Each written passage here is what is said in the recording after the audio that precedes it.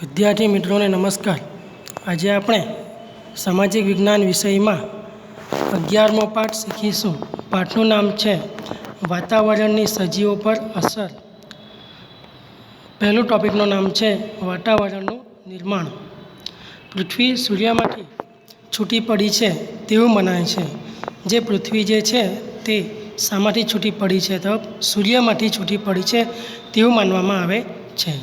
જ્યારે તેનો ઉદ્ભવ થયો ત્યારે તે અગનગોળા રૂપમાં હતી.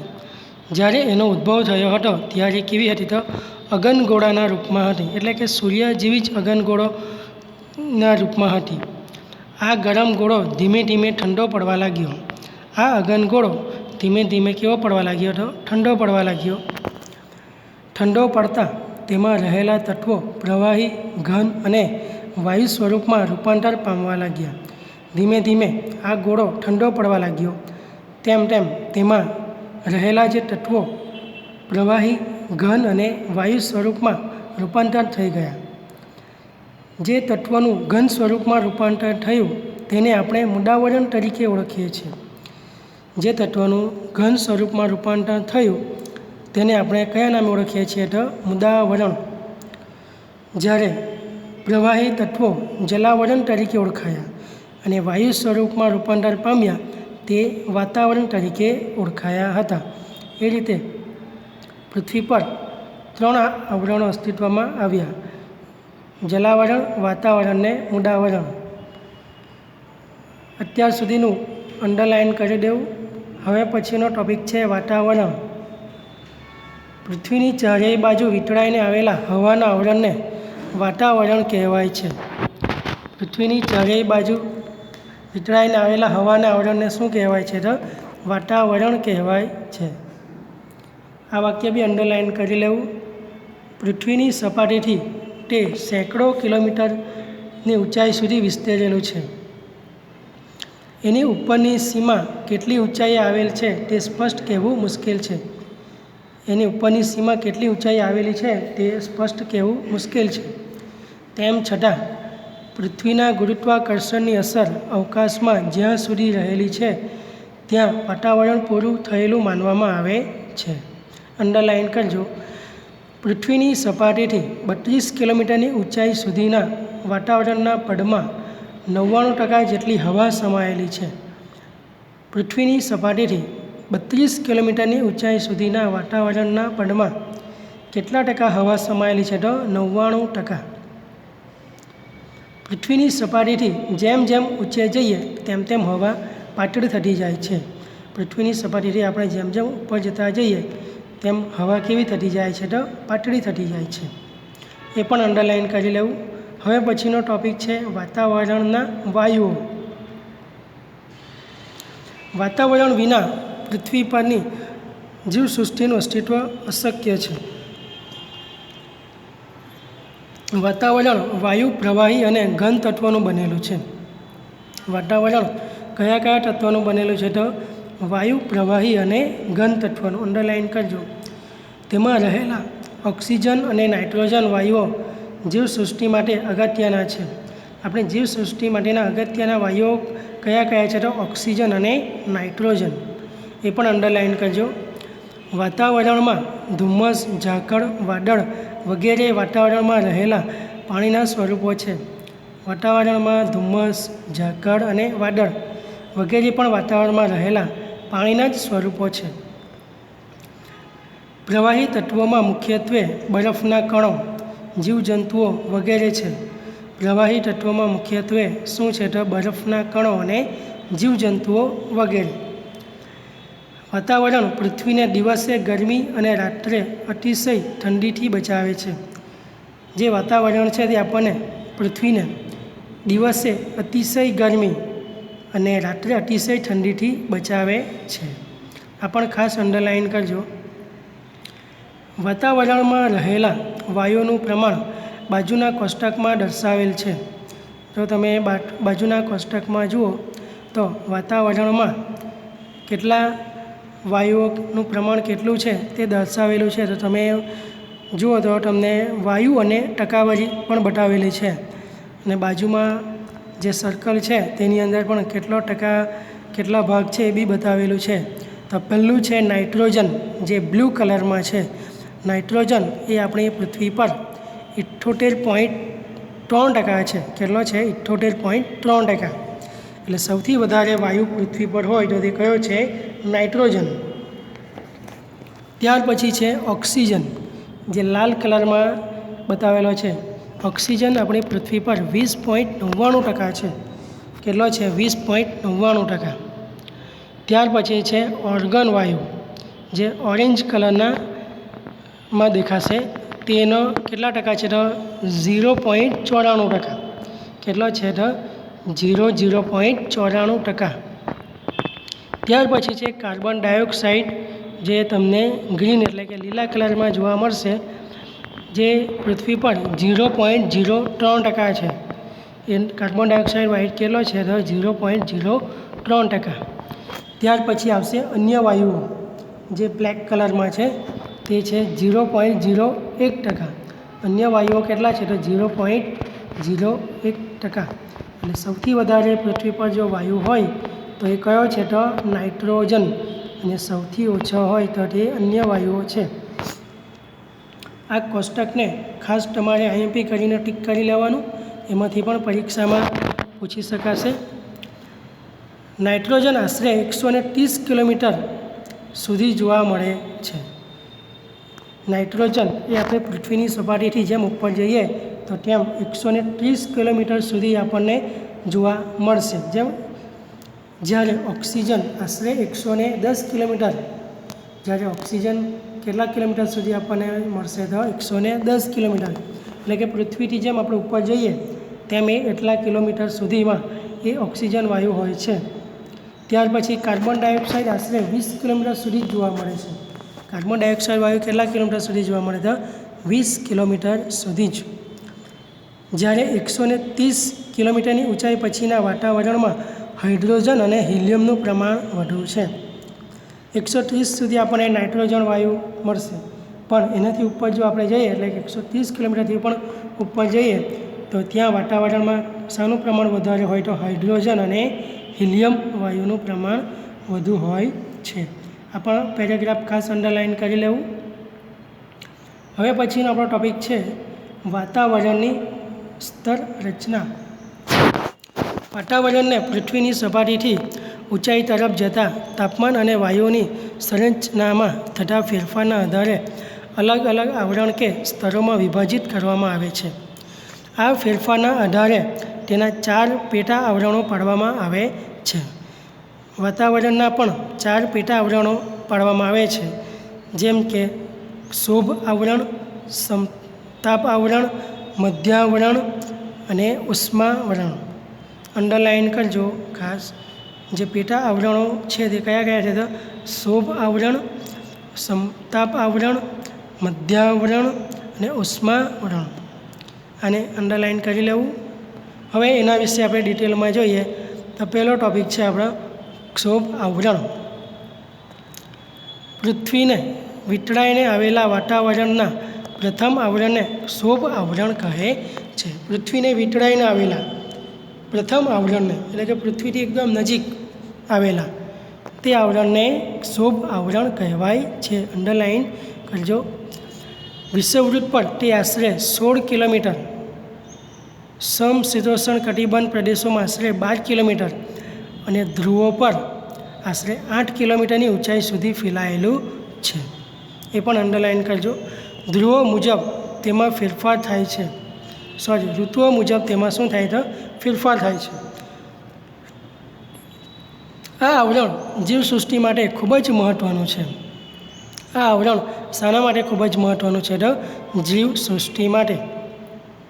વાતાવરણના તોફાનો, અવાજના તરંગો, હવાની સંરચના, વીજળી, વરસાદ, વાદળો વગેરે આ આવરણમાં અનુભવાય છે. આ આવરણમાં શાનું અનુભવાય છે? તો તોફાનો આવા, અવાજના તરંગો, હવાની સંરચના, વીજળી, વરસાદ, વાદળો વગેરે. આ આવરણમાં પ્રતિ 1 કિલોમીટરની ઊંચાઈ આશરે 6.5 અંશ સેલ્સિયસના દરે તાપમાન ઘટે છે. જે ઊંચાઈએ પહોંચતા તાપમાન ઘટતું અટકી જાય છે તે સીમાને ક્ષોભ સીમા પણ કહેવાય છે. અંડરલાઇન કરજો. ત્યાર પછી આવે છે સમતાપ આવરણ. ત્યાર પછી શું આવે છે? સમતાપ આવરણ. ક્ષોભ સીમાથી ઉપરના આવરણને સમતાપ આવરણ કહેવાય છે. ક્ષોભ સીમાથી એટલે કે તેની ઉપરનું જે આવરણ છે તેને કયું આવરણ કહેવામાં આવે છે? તો સમતાપ આવરણ કહેવામાં આવે છે. ક્ષોભ સીમાથી આશરે 50 કિલોમીટર સુધીની ઊંચાઈ સુધી વિસ્તરેલું હોય છે. ક્ષોભ સીમાથી આશરે કેટલા કિલોમીટર સુધીની ઊંચાઈ સુધી વિસ્તરેલું હોય છે? તો 50 કિલોમીટર સુધી. ઊંચાઈની સાથે આ આવરણમાં તાપમાન વધે છે. આ આવરણમાં ઋતુઓ, વાદળ, વરસાદ, ચક્રવાત વગેરે મળતા નથી. આ આવરણમાં શું નથી મળતું? તો ઋતુઓ, વાદળ, વરસાદ, ચક્રવાત વગેરે જોવા મળતા નથી. અંડરલાઇન કરજો. અહીં હવા સ્વચ્છ અને પાતળી છે. અહીંની હવા કેવી છે? તો સ્વચ્છ અને પાતળી, જેથી જેટ વિમાનો ઓછા અવરોધ અને ઝડપથી ઉડી શકે છે. જેથી જેટ વિમાનો ઓછા અવરોધ અને ઝડપથી ઉડી શકે છે. જે આપણે વિમાનમાં જે આપણે જોઈએ છે ને કોઈ તો વિમાનમાં તમારા માટે વિદ્યાર્થીઓ બેસેલા પણ હશે, તો એ વિમાનો જે છે તે આ આવરણમાં ઝડપથી ઉડી શકે છે. બાજુના ચિત્રમાં પણ તમે જુઓ, વાતાવરણની સ્તર રચનાનું જે ચિત્ર છે તેમાં બી તમે જોઈ શકો છો કે સમતાપ આવરણમાં વિમાન પણ ઉડી શકે છે, જેનું ચિત્ર બી બતાવેલું છે. અને એમાં કેટલા સ્તરે કયું આવરણ છે તે પણ તમને ચિત્રમાં તમે જોઈ શકો છો. કેટલી હાઇટ પછી કેટલું આવરણ હોય તે બી તમે જુઓ.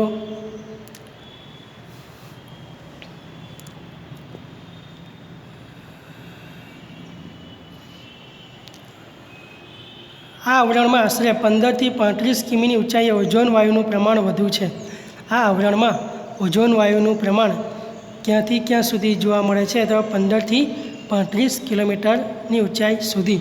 અંડરલાઇન કરજો. જે ચિત્રમાં બી તમે જોઈ શકો છો, ચિત્રમાં બી તમે જુઓ તો તમને ઓઝોન વાયુ દર્શાવેલો છે. એના નીચે માઉન્ટ એવરેસ્ટ જે પર્વત, દુનિયાનું સૌથી ઊંચું જે શિખર માઉન્ટ એવરેસ્ટ, તેનું પણ ચિત્ર બતાવેલું છે કે તેની હાઇટથી થોડી હાઇટ વધારે છે ક્ષોભ સીમાની.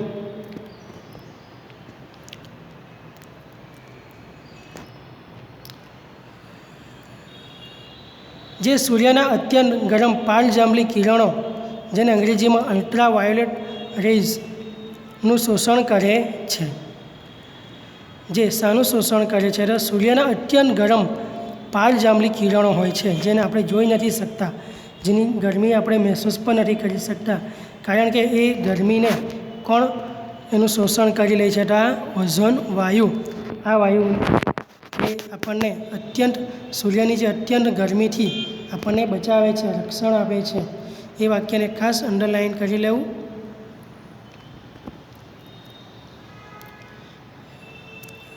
ત્યાર પછી આવે છે મધ્યાવરણ.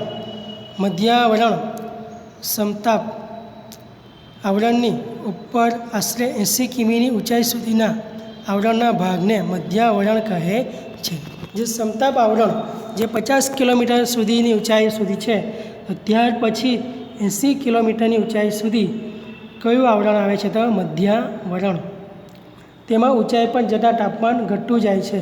તેમાં ઊંચાઈ પર જતાં તાપમાન કેવું થતું જાય છે? તો ઘટતું જાય છે. અંડરલાઇન કરજો. ચિત્રમાં બી તમે જુઓ તો 50થી લઈને 80 સુધી કયું આવરણ છે? તો મધ્યાવરણ. કયું છે? મધ્યાવરણ. અને 0થી લઈને 10 સુધી કયું આવે? તો ક્ષોભ મંડળ એટલે કે ક્ષોભ આવરણ. અને 10થી લઈને 50 સુધી કયું આવે છે? તો સમતાપ આવરણ આવે છે. એ અંડરલાઇન કરી લેવું. ત્યાર પછી આવે છે ઉષ્માવરણ. કયું છે? ઉષ્માવરણ. મધ્યાવરણની ઉપર આ આવરણ આવેલું છે. આ આવરણ શાની ઉપર આવેલું છે? તો મધ્યાવરણની ઉપર 80 કિમીથી શરૂ કરી જ્યાં વાતાવરણ પૂરું થાય ત્યાં સુધી વિસ્તરેલું છે. ઉષ્માવરણ ક્યાં સુધી વિસ્તરેલું છે? તો 80 કિલોમીટરથી શરૂ કરી જ્યાં સુધી વાતાવરણ વિસ્તરેલું હોય ત્યાં સુધી કયું આવરણ છે? તો ઉષ્માવરણ. અંડરલાઇન કરજો. અહીં હવા અતિશય પાતળી હોય છે. અહીં હવા કેવી હોય છે? તો અતિશય પાતળી. જેમ જેમ ઊંચાઈએ જઈએ તેમ તેમ તાપમાન વધતું જાય છે. જેમ જેમ આપણે ઉપર જતા જઈએ તેમ તેમ તાપમાન કેવું થતું જાય છે? તો વધતું જાય છે. આ આવરણને 2 પેટા વિભાગોમાં વહેંચવામાં આવ્યું છે. આ આવરણને પણ 2 પેટા વિભાગમાં વહેંચવામાં આવેલું છે, જે આયનાવરણ અને બાહ્યાવરણ. એક આવરણ કયા કયા છે? તો આયનાવરણ અને બાહ્યાવરણ. અંડરલાઇન કરજો. આયનાવરણમાંથી રેડિયો તરંગોનું પરાવર્તન થાય છે. આયનાવરણમાંથી શાનું પરાવર્તન થાય છે? તો રેડિયો તરંગોનું. ટીવી, રેડિયો પ્રસારણ, ઇન્ટરનેટનો લાભ આ આવરણને આભારી છે. આપણે જે ટીવી, રેડિયો પછી ઇન્ટરનેટનો જે આપણે યુઝ કરીએ, જે આપણે વાપરીએ, એ બધું આપણને શાના લીધે આપણે એ વાપરી શકીએ? તો આ આવરણના લીધે. કયું આવરણ છે? તો એ ઉષ્માવરણ. કયું છે? ઉષ્માવરણ. તેનો બી જે પેટા વિભાગ છે કયો છે? તો આયનાવરણ. તેમાંથી ખાસ અંડરલાઇન કરજો આઈએમપી. આયનાવરણની ઉપરના આવરણને બાહ્યાવરણ કહે છે. આયનાવરણની ઉપરનું આવરણ છે તેને કયું આવરણ કહેવાય? તો બાહ્યાવરણ કહે છે. જે ચિત્રમાં બી તમે જોઈ શકો છો. ચિત્રમાં બી તમે જુઓ 80 કિલોમીટરની ઊંચાઈ પછી તમે એ આવરણને જોઈ શકો, જે ઉપર જ્યાં સુધી વાતાવરણ છે ત્યાં સુધી એ આવરણ આવેલું છે. ત્યાર પછીનો આપણો ટૉપિક છે હવામાન. હવામાન એટલે ટૂંકા સમયગાળાની વાતાવરણની સરેરાશ સ્થિતિ. કોઈપણ સ્થળ પ્રદેશનું હવામાન તાપમાન, ભેજ, વરસાદ, હવાનું દબાણ, ધુમ્મસ કે વાદળોના આધારે નક્કી થાય છે. અંડરલાઇન કરજો. હવામાન સવાર, બપોર, સાંજ કે રાત્રિનું અલગ હોઈ શકે છે. હવામાન એ સવારનું, બપોરનું, સાંજનું અને રાત્રિનું હવામાન કેવું હોય છે? તો અલગ અલગ હોય છે. હવામાન વાતાવરણની ટૂંકા ગાળાની પરિસ્થિતિ હોય તેમાં સમયાંતરે ફેરફાર થતો રહે છે. સવારે ઠંડી, બપોરે ગરમી, સાંજે વરસાદ પડવો, આવું હવામાનમાં શક્ય છે. હવામાનમાં આપણે જોઈએ તો સવારે શું હોય? તો ઠંડી હોય છે, બપોરે આપણને ગરમી લાગે છે અને સાંજે વરસાદ પડે છે. ચોમાસામાં બી તમે જુઓ તો મોટાભાગે વરસાદ સાંજે પછી રાત્રે એ બાજુ જ પડે છે. એ પણ અંડરલાઇન કરજો. આવું હવામાનમાં શક્ય છે. આવું શામાં શક્ય છે? તો હવામાનમાં. હવામાનથી આપણું જીવન અને આપણી પ્રવૃત્તિઓ પ્રભાવિત થતી હોય છે. દેશનું હવામાન ખાતું હવામાનના સમાચાર અને હવામાનના નકશા રોજ બહાર પડે છે. હવામાનથી જે આપણું જીવન અને આપણી પ્રવૃત્તિઓ પ્રભાવિત થતી હોય છે. જેમ હવામાન બદલાય, વાતાવરણ બદલાય તેમ આપણને પણ ગમે છે. એકને એક વાતાવરણથી આપણે પણ કંટાળી જઈએ છીએ. દેશનું જે હવામાનનું ખાતું તે આપણને હવામાનના સમાચાર, હવામાનના નકશા રોજ આપણને બહાર પડે છે. તે આપણે જોઈને આપણે જાણી શકીએ છીએ કે આજનું હવામાન કેવું છે. આજે તો મોબાઈલમાં પણ તમને હવામાનના સમાચાર મળી જાય છે. નીચે આટલું જાણો જુઓ. ભારતના હવામાન ખાતાની મુખ્ય કચેરી દિલ્હીમાં આવેલી છે. ભારતમાં હવામાન ખાતાની મુખ્ય કચેરી ક્યાં આવેલી છે? તો દિલ્હીમાં આવેલી છે. તેને આઈએમડી, તેને અંગ્રેજીનું ટૂંકું નામ છે આઈએમડી અને આખું નામ છે ઇન્ડિયન મેટીરિયોલોજી ડિપાર્ટમેન્ટ તરીકે ઓળખાય છે. ભારતના જુદા જુદા 101 સ્થળો પર અવલોકન કેન્દ્રો ભારત અને એન્ટાર્કટિકામાં આવેલા છે. ભારતના જુદા જુદા 101 સ્થળો પર આવેલા કેન્દ્રો ભારત અને એન્ટાર્કટિકામાં આવેલા છે. તેના 4 પ્રાદેશિક કેન્દ્રો મુંબઈ, કોલકાતા, નાગપુર અને પુણેમાં આવેલા છે. તેના જે 4 પ્રાદેશિક કેન્દ્રો પણ છે જે મુંબઈ, કોલકાતા, નાગપુર અને પુણેમાં આવેલા છે. આટલું જાણોને પણ વિદ્યાર્થી મિત્રો ખાસ અંડરલાઇન કરીને આઈએમપી કરી લેવું. વિદ્યાર્થી મિત્રો આજે આપણે આ પાઠ અહીં સુધી જ ચલાવીએ છીએ. બાકીનો પાઠ આપણે બીજા ભાગમાં શીખીશું. બીજો ભાગ આવે ત્યાં સુધી તમે જે અંડરલાઇન કરેલું છે તે બધુંને તમારે વાંચતું રહેવાનું અને પરીક્ષા પણ નજીકમાં આવવાની છે પાછી તેની તૈયારી પણ કરતા રહેવાનું. હવે આપણે બીજા વિડીયોમાં મળીશું.